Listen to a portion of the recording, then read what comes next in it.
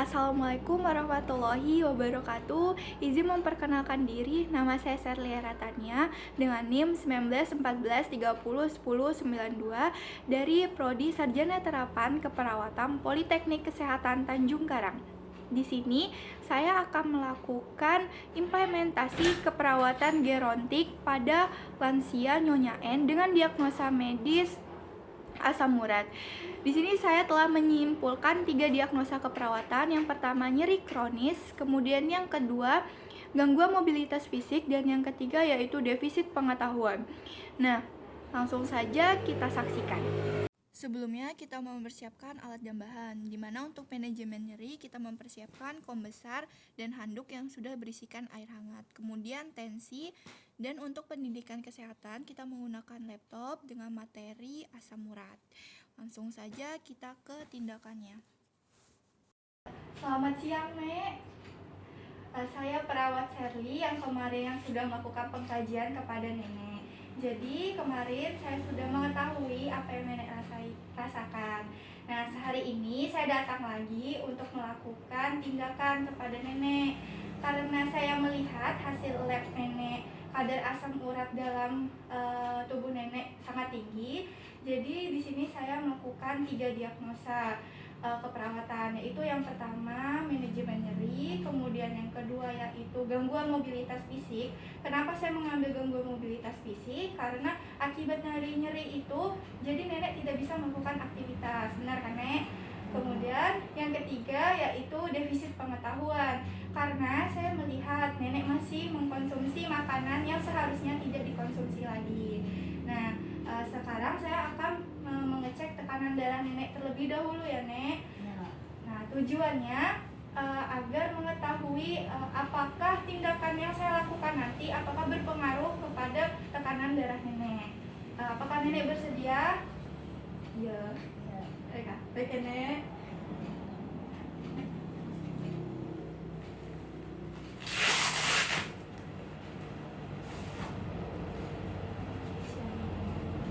Aku nggak sorry pungukunnya sakit son sekadar lenggang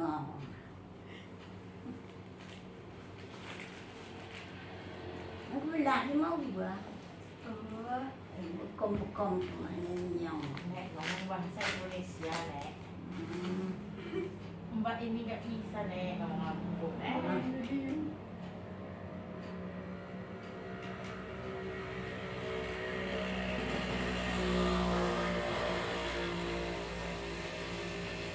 Sekarang yang Nenek rasakan apa, Nek? Masih nyeri?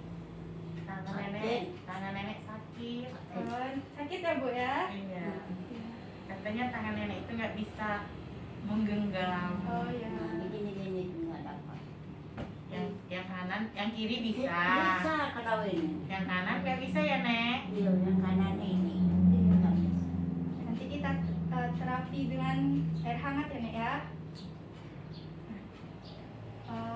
Tensi Nenek 130/20 ya, Nek.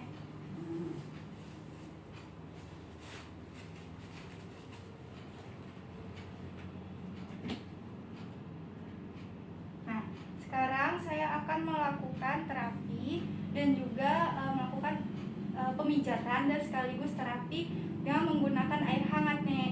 Tujuannya adalah terapi ini untuk mengurangi rasa nyeri yang Nenek rasakan, kemudian untuk merilekskan otot-otot dan melancarkan peredaran darah Nenek. Kita mulai ya, Nek.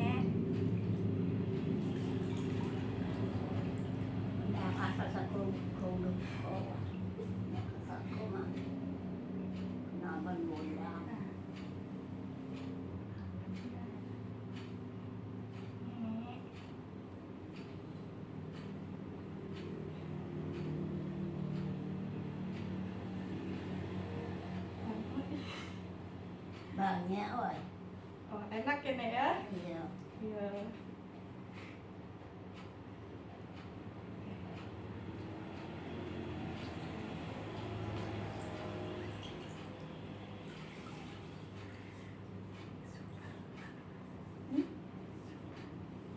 Satu lagi ya, Nek ya, yang sebelah sini.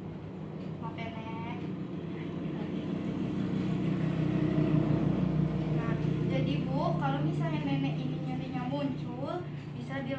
melakukan pijat seperti ini dan menggunakan air hangat atau dikompres dengan air hangat karena supaya agar otot-ototnya itu Dingin. rileks. Oh. Boleh minta abangnya lah.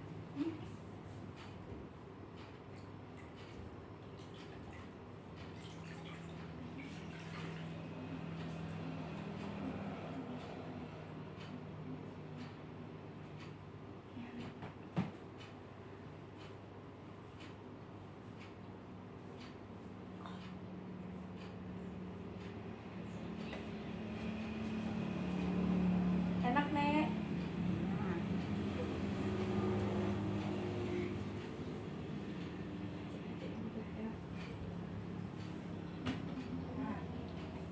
Nah, Bagaimana Nek perasaan Nenek setelah dilakukan dengan pemijatan dan menggunakan air hangat?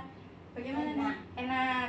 Nenek lebih merasa rileks kan Nek? iya. Iya.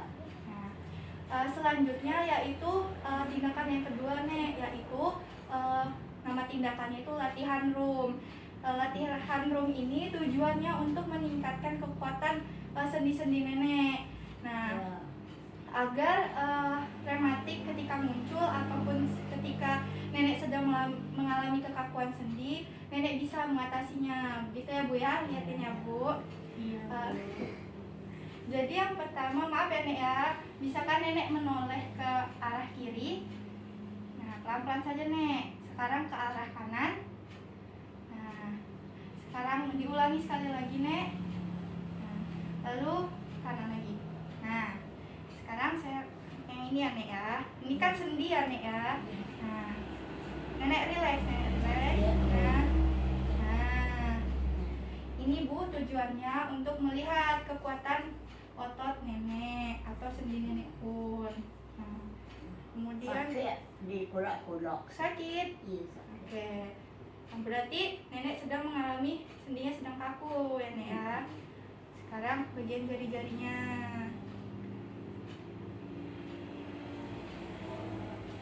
Sekarang di Nek. Nah, ini bisa dilakukan setiap pagi Nek. Nah, jatuhnya enak gak Nek? Pakai oh. Kemudian yang satunya Nek. Nah, apa Nek? Relax aja Nek. Nah, kemudian jari-jarinya. Mak sakit amin. Iya.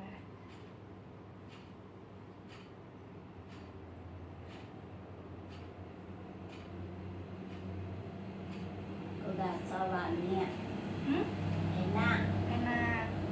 Ya, jadi yang sebelah kiri ini enak ya Nek ya, tapi yang sebelah kanan ini sakit ya. Sakit. Oke. Sekarang kaki. Karena kaki ya Nek. Nah, maaf. Nah, sakit tidak Nek? Ya. Enggak.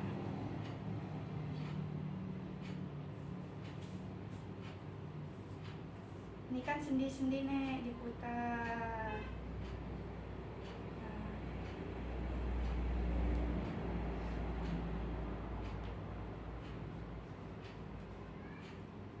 Sekarang satunya lagi. Maaf, relax Nek. Nah, sakit tidak Nek? Ya. Enggak. Nah, sekarang bagian ankle-nya.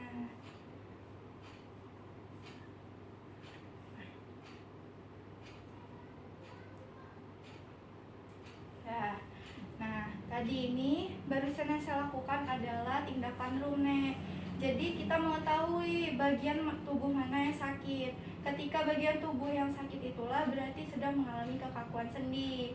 Nah, jadi setelah saya melakukan tindakan tadi, saya melihat tangan kanan Nenek mengalami sakit gitu ya Nek ya. Iya. Sedangkan untuk tangan kiri, kemudian kedua kaki kanan kiri tidak mengalami sakit ya Nek ya. Nah, jadi nanti kalau misalnya Nenek sedang mengalami itu Bu, jadi bisa dilakukan tindakan room itu tersebut Bu. Nah, sekarang saya akan melakukan pendidikan kesehatan ya Bu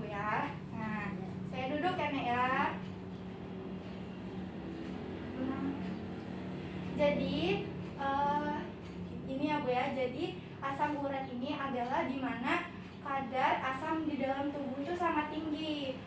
Apa sih yang menyebabnya? Yaitu senyawa purin. Purin itu selalu ada di dalam tubuh makhluk hidup. Tapi ketika purin itu mengalami tingkat yang tinggi, itulah yang menyebabkan kadar asam urat itu tinggi.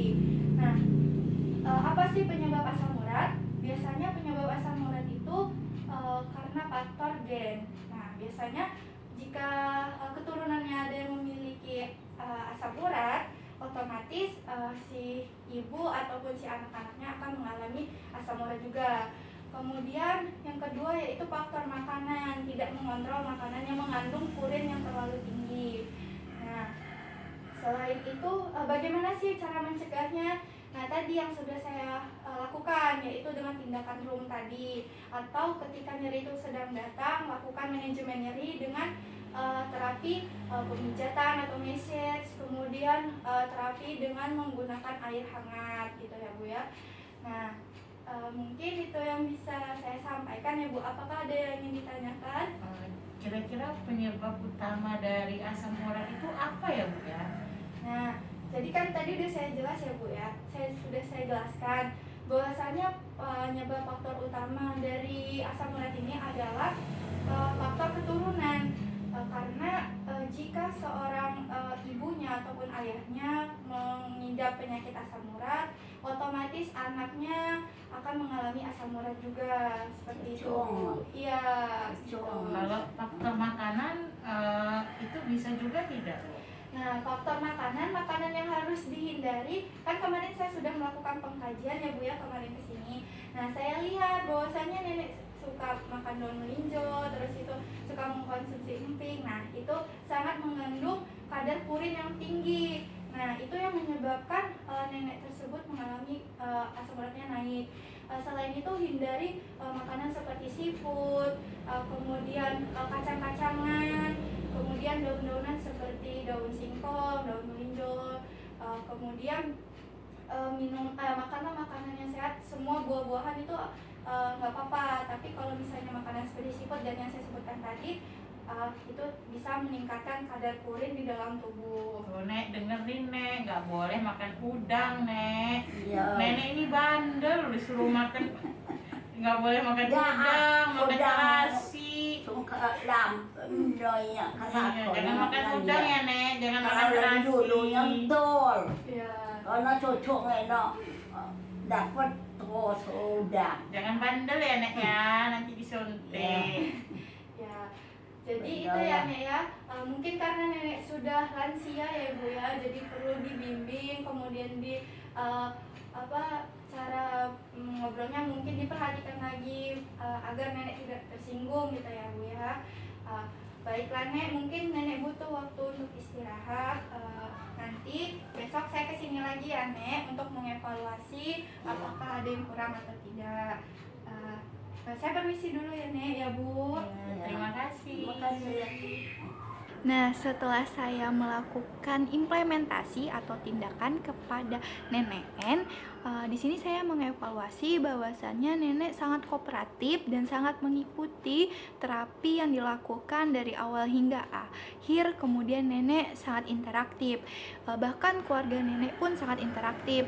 Kemudian menerima pendidikan kesehatan yang telah saya berikan tadi. Kemudian saya simpulkan bahwasannya setelah saya melakukan pengajian pada hari sebelumnya, bahwasannya nyeri nenek terjadi pada ke tangan kanan saja. Kemudian untuk tangan kiri, kemudian untuk ekstremitas bawah yaitu kaki kanan kaki kiri tidak mengalami kekakuan sendi. Nah, dari situ fungsi dari tindakan room sangat berfungsi. Baik, itu saja yang bisa saya sampaikan. Saya akhiri. Wassalamualaikum warahmatullahi wabarakatuh.